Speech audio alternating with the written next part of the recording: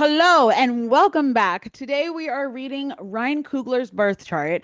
I'm your girl, Lexi Forbes, your favorite strategic astrologer, and I'm very excited about today because yesterday we did Michael B. Jordan. Today we're doing Ryan Coogler. Tomorrow we're doing both of them together to kind of get an understanding as to why they work so well together, what their purpose is in being together, where they may struggle, and all of that, as well as what makes them so magnificent when they build and create artistry together. So we're going to look at that tomorrow. But today we're going to look at our king, Ryan Coogler, and we're going to dive into his big three, his career, his love life. Ooh, yes, we're going to dive into it all. So, anyways, stay tuned and let's get into it. Ryan Coogler is in the building. Now, there's a couple of things that we have to start off with.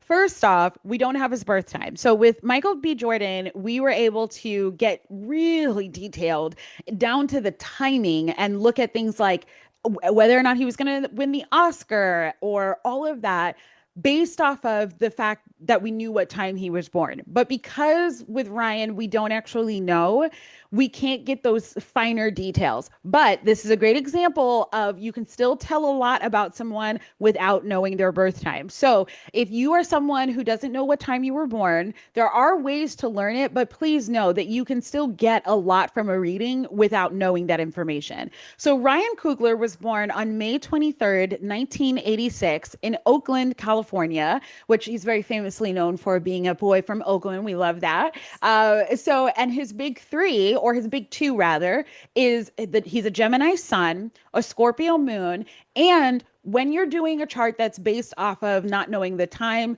the platform that you use, whether it's time passages like I use or Astro Seek, they usually use the sun sign as the rising sign. So for him, it's saying he's a Gemini rising, but we don't actually know that. We do know that he does have a stellium though in Gemini, as well as in Sagittarius. He has a lot of wow, and that's an opposing sign. That's very interesting. So a stellium means that you have more than three planets and asteroids in the same sign or in the same house. And so for him, he has his Sun in Gemini, his Mercury in Gemini, his Lilith in Gemini, and his Chiron in Gemini. That's a lot of Gemini energy. And then he also has his Uranus in Sagittarius, his Juno in Sagittarius, and his Saturn in Sagittarius. So that's a lot of opposing signs. And we can also see here, look at all these retrogrades. He has Neptune in retrograde, Uranus in retrograde, Juno in retrograde, Saturn in retrograde, Pluto in retrograde.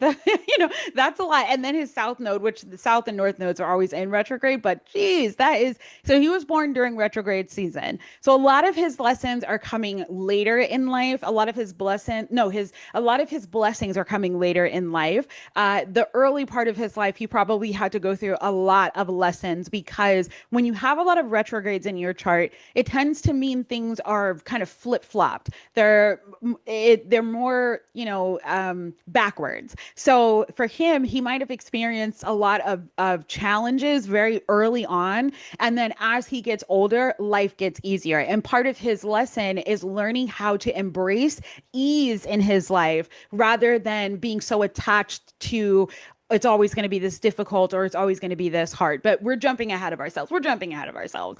Let's start first, like I said, with his first big two, which is Gemini Sun and Scorpio moon. Now, one thing I see right off the bat that I absolutely love with him being a Gemini sun and being a Gemini stellium is Gemini rules over writing. It rules over creating things that like creating communication tools or ways that we connect to each other through communication.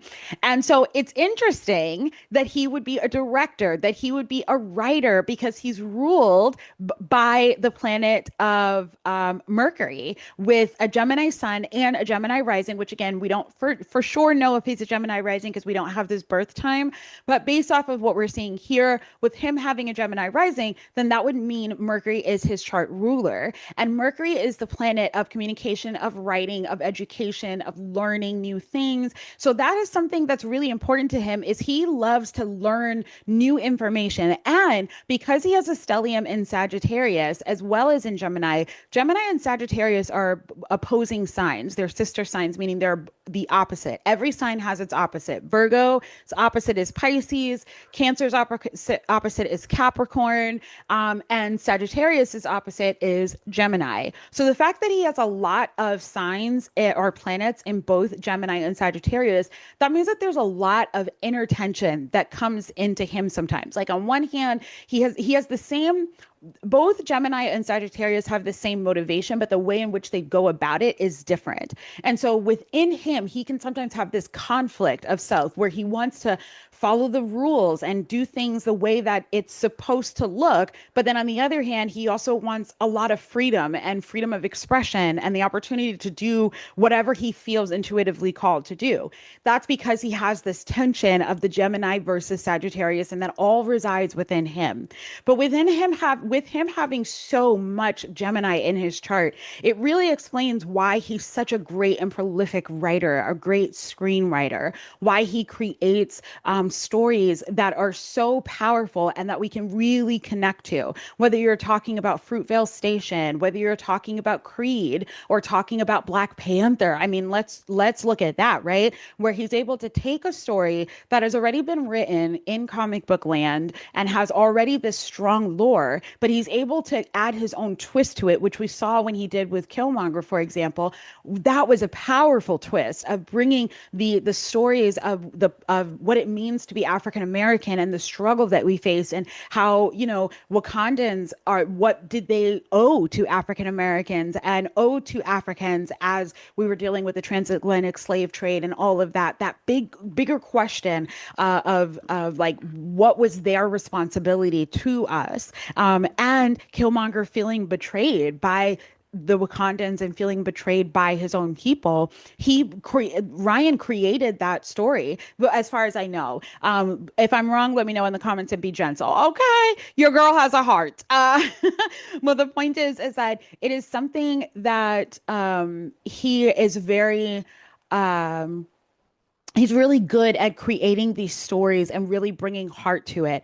And Gemini rules over storytelling. So that makes a lot of sense. Something that I also see here is he has both his sun and his Mercury in Gemini, which Mercury being in Gemini is a beautiful placement because Mercury rules over Gemini. So that already tells you like there's a nice flow with communication. If you've seen him in interviews, one of the things that I love about him is that he seems to have this way of like, he knows what he's saying. He's very present and in the moment, and he's very connected to what he's saying. It doesn't mean that he doesn't trip over his own words, but the truth of the matter is that he finds it easy to communicate what he means. He doesn't really struggle with miscommunication a lot. And that's because that Mercury and Gemini makes it pretty easy for him to find his flow, to find what he's actually trying to say and then just say it. Which I love that. With his Mercury being so close to his sun, that this is what we call a conjunction because they're right on top of each other. They're both at 2 degrees Gemini. And so what I love about that is that when he communicates, this really shines a light on his personality. When he gets a chance to speak his mind, to speak what's on his heart, his personality really shines. And that might be why he is such a great storyteller. Instead of coming from the perspective of someone who doesn't dive into details, doesn't really tell you what their thoughts are, he's the type of person that you need to hear what's going on with him in order to really see who he is. And why I mean that is there are some people where they can have this like air of mystery, and which he kind of does have, and that's because of that Scorpio moon. So we'll dive into that too. But right now, as we look at this sun and Mercury here, he is someone where there are some people where mystery is what they lead with. He, on the other hand, doesn't necessarily lead with mystery. He says what's on his mind. He says what he's thinking. Now, because he has this Scorpio moons can be very private and very particular about who they let in. But once he lets you in, he tells you how it is. And what he's saying is what it is. So he's not someone that you can look at and go like, oh, he didn't mean that. No, when he said that, he meant it, girl. This man is not playing games. He is not trying to manipulate. He is trying to tell you what he wants, which I love that for him as a Mercury and Gemini and as a Mercury and Sun in Gemini. The other thing as well is that with him having a Chiron in Gemini, I find that to also be very telling because as someone who also has their Chiron in Gemini, what this can look like is Chiron is an asteroid, and what it represents is your greatest wound and your greatest healer. So it's the thing that when you learn the lesson from that thing, it becomes what you teach others or what you find healing from. When you have a Chiron in Gemini, that can sometimes be an indicator that you struggle with communication, with a self expression, with feeling smart enough or feeling like you know enough. And that's because no, that's because Gemini rules over knowledge. So when you have this kind of placement, sometimes it can manifest in thinking like, am I the smartest person? Do I look like an idiot right now? Like, do I know enough information? Should I learn more? And so you're constantly on this bus of this wheel of like trying to learn and learn and learn to feel valid in your opinion or feel like I know enough and therefore now I can teach it. But a lot of times with the Chiron in Gemini, this also means that you're the type of person that does tend to know a lot because you're constantly asking yourself if you do. So for him, he might feel like he has an insecurity in that placement where he feels like I don't know enough. So he tends to over research and overwork himself. And I think we know that about him based off of some of the interviews that he's done in the past, where he has shared about, diving deep into his work and really looking into like, is this good enough? One of the things that he talked about on his interview with Amy Poehler on Good Hang was how he and his wife, which let me see where his Venus is. His Venus is, oh, it's in Cancer. I love that for him. I wonder what his wife's sign is. But he has a really great relationship with his wife. They've known each other since they were in high school, and she's one of his like biggest supporters and encouragers. And I think that one of the things about him is that one of the things that he mentions is that he tends to ask her for a lot of encouragement and a lot of feedback on his work. And I think some of that comes from the Chiron in Gemini, where he's questioning, is this good enough? And realistically, we all know it pretty much always is. But then again, we're seeing the finished product. We're not always seeing, obviously, the process itself. So that's pretty cool what I see there. Let's move on to his Scorpio moon over here. So his Scorpio moon is at 27 degrees Scorpio. And why I love Scorpio moons, first of all, I tend to surround myself with Scorpio moons. My best friend is a Scorpio moon. I have a lot of Scorpio energy in my own chart. So I'm really attracted to that energy. And when you have a Scorpio moon, moons represents our emotional needs and our emotional self, how we respond to things when it comes to our feelings. And with having a Scorpio moon, this means that he really is very emotionally in touch with himself, but he might not be very expressive and he might fear vulnerability. Scorpio energy really is attracted to power. And in one way, what they think is powerful is not showing vulnerability.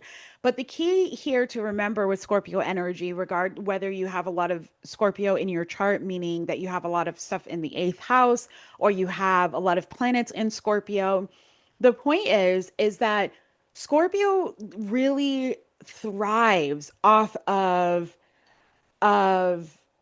being vulnerable, being emotionally open and honest. But sometimes they fear that because they think to themselves, if someone sees that I'm this emotional or that I'm this attached, they may hurt me. They may take advantage of me. And that's one of the biggest fears that Scorpio energy has, is it fears that energy of being taken advantage of because it is so healing and so powerful. So one of the things that he might fear sometimes is being vulnerable, is sharing his deeper dreams and what goes on in his mind. But yet at the same time, because his Gemini sun and his Mercury in Gemini are on the other side, it is something that for him, he needs to know when you share your mind, when you share your thoughts and your feelings, your personality shines, your abundance becomes easier. So it's not in your best interest to hide how you actually feel. You need to show it, you need to express it, and be willing to be vulnerable because it makes manifestation so much easier. And that's because of the fact that he has that Sun and Mercury in Gemini. Now let's talk about his Jupiter in Pisces.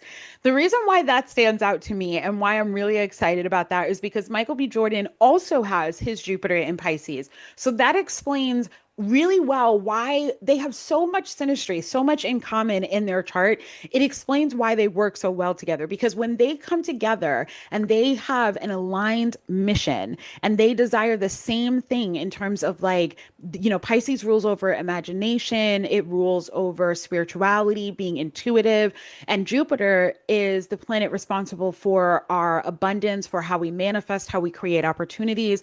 And so because they both have that same placement, that Jupiter in Pisces, it's at different degrees.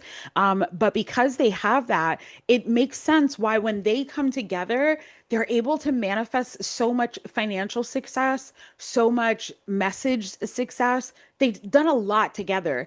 Not only have they done projects together, but they've also done a few years ago, back during, was it, I think it was right after COVID or right before COVID? Might have been right before COVID. I'm not sure, but they did a Martin Luther King Jr. Special event together. And that was awesome. It was fantastic. They talked to rappers like J. Cole, actors. Sidney Poitier was there, I believe. Rest in peace. They did a lot of amazing things together. And if you notice, part of what they like to do is to elevate the Black voice, which I just love. They're constantly looking for ways to give back to the community. And I really feel like that's because they share that Jupiter in Pisces. Another thing, let's see, let's look at another thing. Oh, let's talk about the fact that he has this Saturn in retrograde and it's in Sagittarius. So like I was saying earlier, he was born during retrograde season. So he has Neptune, Uranus, his Juno, his Saturn, and his Pluto all in retrograde, meaning that they were appearing to go backwards at the time of his birth. That's a lot of energy devoted towards him getting things as he gets older. Life gets easier as he gets older. And when you have Saturn in Sagittarius, which I also have Saturn in Sagittarius, so I know this placement well, but mine is direct versus his is retrograde.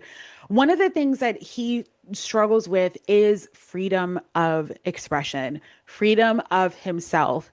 He might find that it's tough sometimes, or that he's had to learn how to be emotionally and spiritually and physically honest about what is going on inside of his head.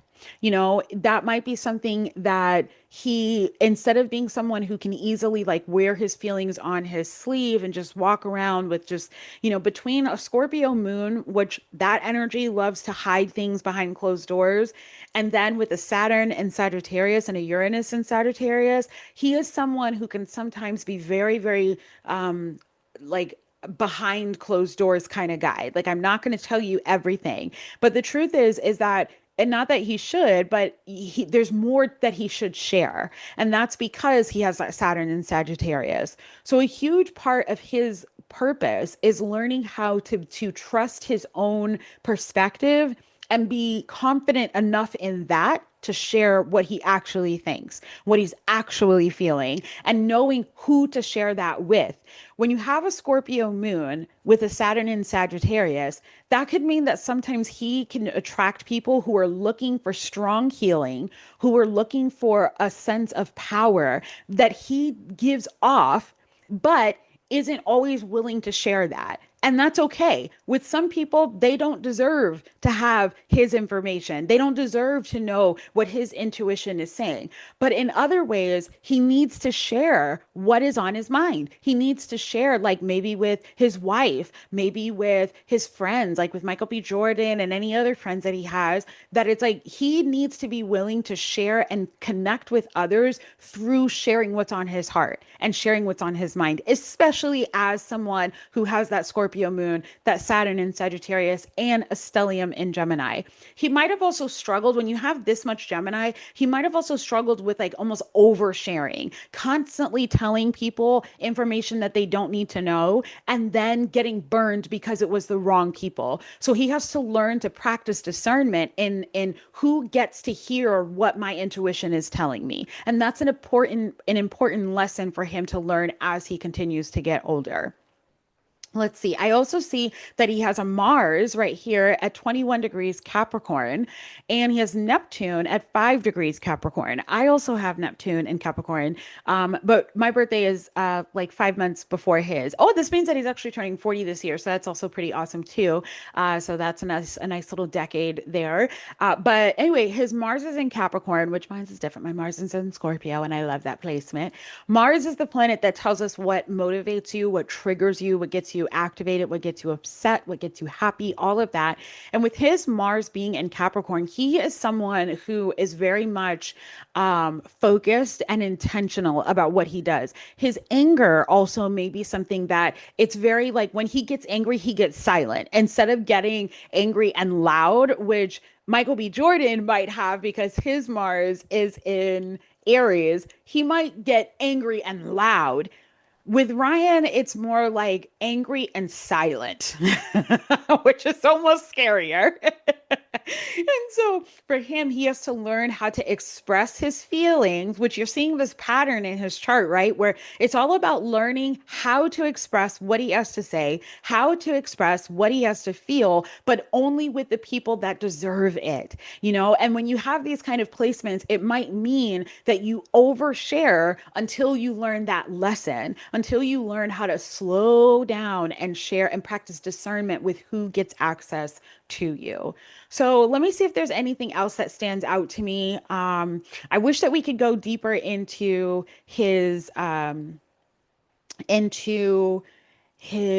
houses, but because we don't know his birth time, we can't do that. So I'm not seeing anything else here that really stands out to me, but I would love to know from you guys what stands out to you. So let me know down in the comments below. Okay, thank you so much for tuning in. I would love to do a reading for you. So if you're watching this and you're thinking, I want to get a reading for myself, then check out the description below. All of the links are there. I would love to see you on a call, or you can join my Substack community where I regularly do readings for my paid subscribers. It's only $9.99 a month, which is a steal, and you get access to our co-working sessions, our Q&A sessions, as well as exclusive content to help you use astrology to grow your business and to manifest. If you have any questions at all about astrology or who I should read next, then definitely let me know down in the comments, and I'll see you in the next video. Bye.